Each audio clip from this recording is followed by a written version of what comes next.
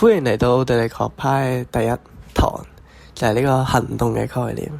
咁行動概念咧，佢係出自《人經濟與國家》呢本書嘅，係咁以下我之後嘅所有內容咧，都係可以詳細可以睇返《人經濟與國家》呢本《Man, Economy and State》嘅書。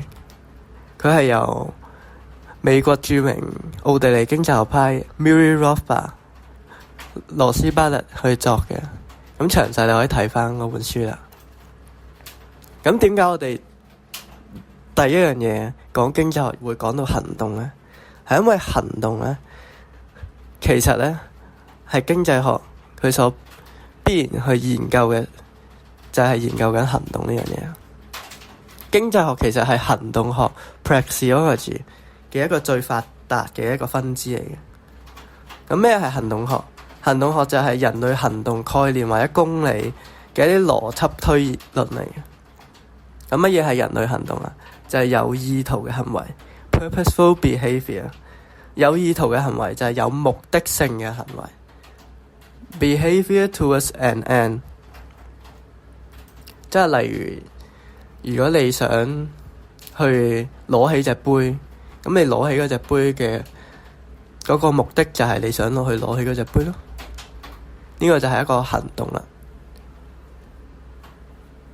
咁咩唔係人類嘅行動啊？就係例如果當你想去攞起嗰隻杯嘅時候，你一個杯原來好熱嘅，你一掂到咧就即刻一縮開手啊。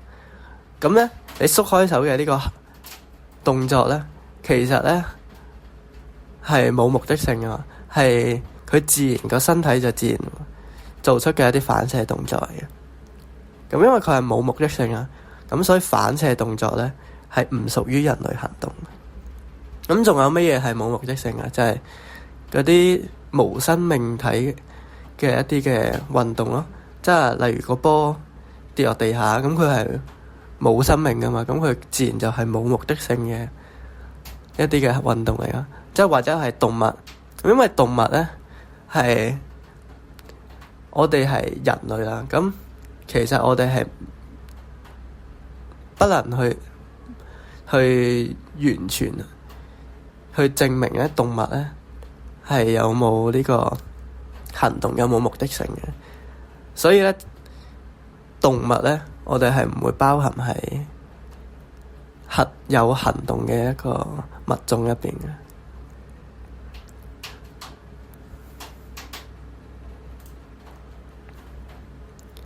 咁人類行動咧係一個公理嚟嘅。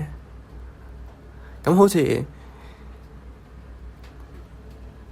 如你去證明一樣嘢佢係唔存在，但係當你去證明嗰樣嘢唔存在嘅時候咧，你就反而咧係會證明咗嗰樣嘢係存在。咁呢啲就係公理咯。例如你係冇辦法證明到存在係唔存在噶嘛，因為你去證明存在係唔存在嘅話咧，咁你本身就首先要有啲嘢存在，你先可以去證明佢係唔存在啦。咁但係本身嘅咁樣，你已經證明咗係存在啦。所以你去證明存在係唔存在嘅話咧，你本身就會證明咗存在咧係存在。咁呢啲係一啲公理啊。咁人類行動點解係公理咧？就因為咧，如果你要去證明咧人類行動有目的性嘅一啲行為咧係唔存在嘅話咧，你本身就會做咗一個行動咯。你本身就會有目的，嗰個目的就係去證明行動係唔存在。咁因為你已經呢個行為係有目的噶嘛，咁佢已經係一個行動咯。